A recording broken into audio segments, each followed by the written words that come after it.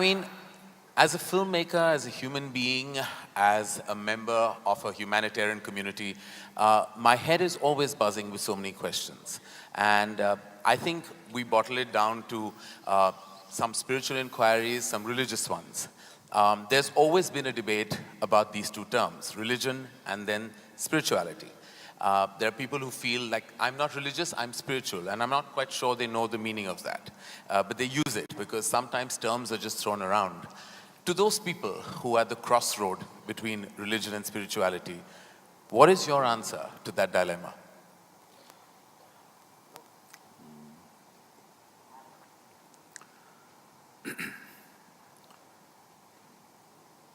So we must understand this. It is in the very nature of human intelligence that if you do not know something, if you realize you do not know something, because most people do not realize that they do not know. If you realize that you do not know, it's very natural for your intelligence to seek to know.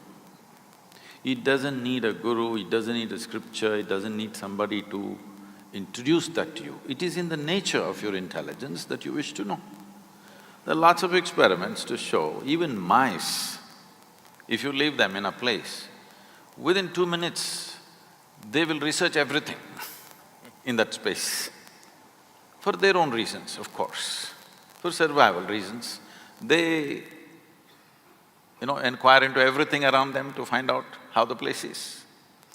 Human intelligence goes beyond survival. So naturally, human intelligence seeks to know many more things which does not concern our survival.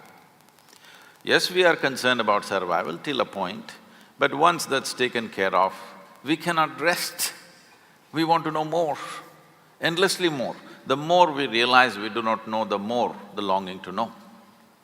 So this longing to know, when it finds a very intense expression in the form of seeking, we call this spiritual process. Or in other words, the basis of spirituality is a realization that I do not know.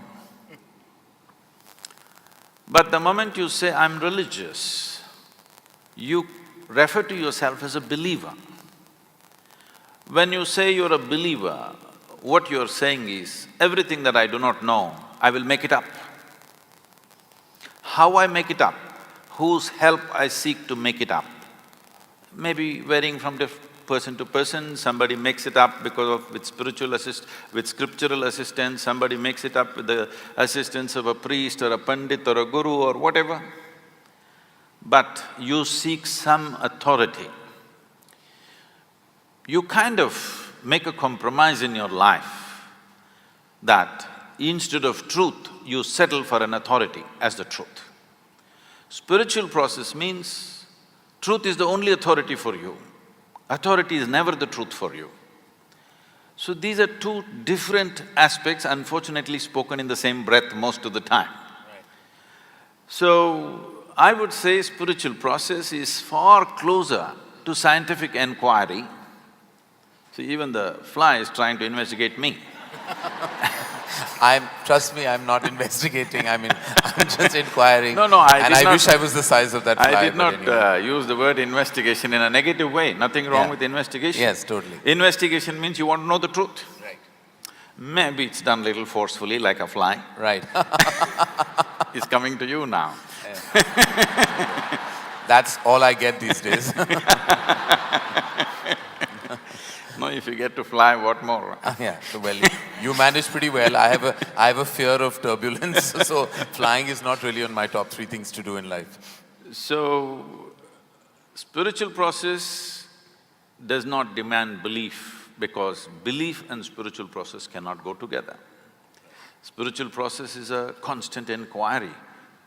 It is a way of sharpening your questions so that they dig deeper and deeper, not into something else but into yourself, the nature of your existence. Because the nature of human existence is such that in our experience, the only thing that you can experience is yourself.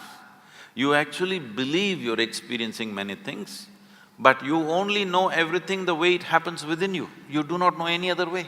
Even now if you see these people, It looks like they are there, but actually you know them or you see them only the way they projected in the firmament of our minds. There is no other way. There is no other way for you to experience this life except the way it happens within you.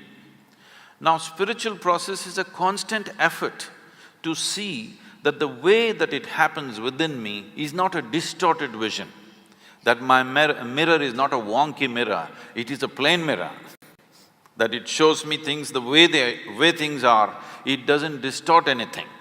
Because of my thought, because of my emotion, because of my attachments, because of my identities, because of the philosophies and ideologies that I identify with, I can distort my mirror.